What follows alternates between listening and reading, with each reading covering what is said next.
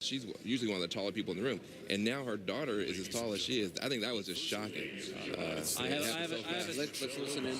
Accompanied by Secretary of the Senate Nancy Erickson, Clerk of the House of Representatives Karen Haas, Mrs. Schumer, Mrs. Reed, and Mr. Pelosi.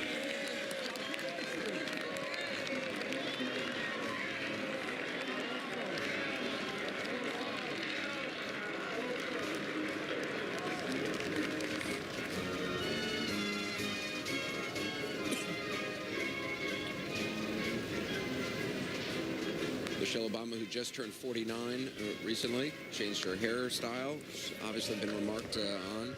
Where you see her with her brother. Princeton colors. Yeah. The girls look cold and they're dancing.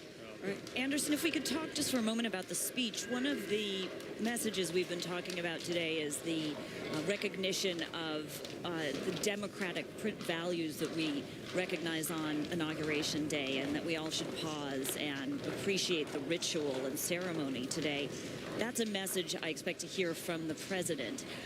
One of the messages I think he's going to convey is, in a time of partisanship and in a time when our nation is dealing with a bitterness and a sense of division, one of the themes that unites us and connects us from past to present and future is our shared belief in the principles that founded America, in our shared faith in this idea of life, liberty, the pursuit of happiness, and that it's our commitment to what founded America that helps us connect and move forward.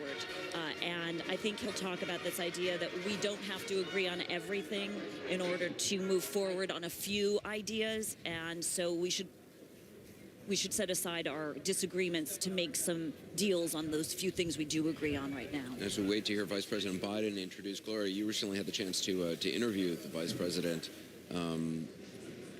Clearly, you're somebody who could very well easily be looking at 2016 at a run for the right, presidency. although I will say he's not giving it away. Well, they never do. Whether he is in it, you know, and we'll show you some of this interview after the swearing in. But it seems to me that the vice president, has found his zone, if you will, inside this White House now, because as much as the president dislikes the to and fro with members of Congress, it's heaven for Joe Biden. Let's listen.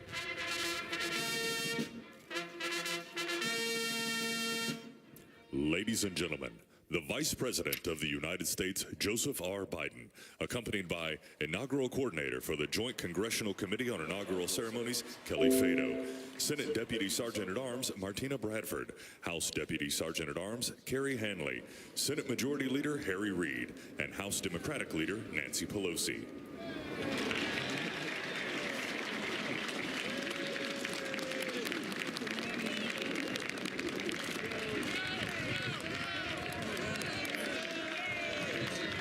Jill Biden on the left, clapping for her husband.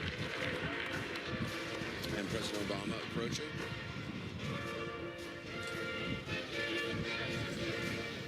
David Moranis, you talked about 4 years ago how he really didn't have the opportunity to kind of enjoy this day and really take it in. Do you think today is much different for him?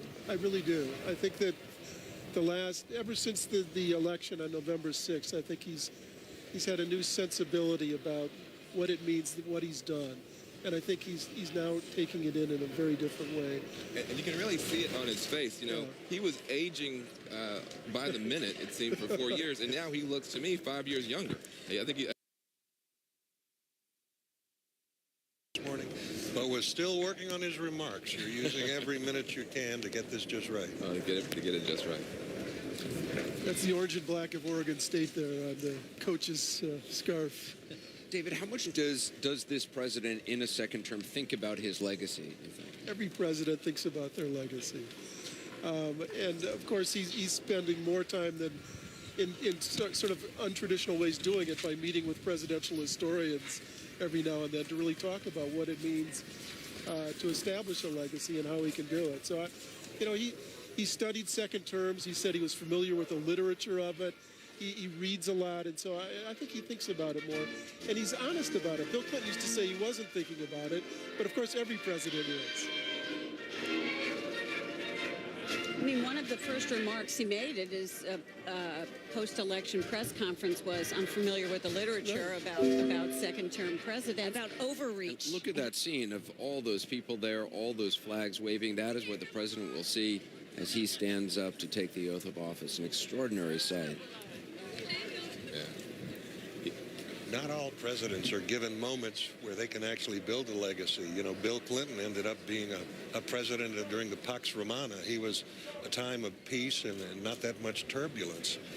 This president has the challenges that'll test him and will put him in history for good or ill. I think that's right. Yeah, the crowd behind us, it's basically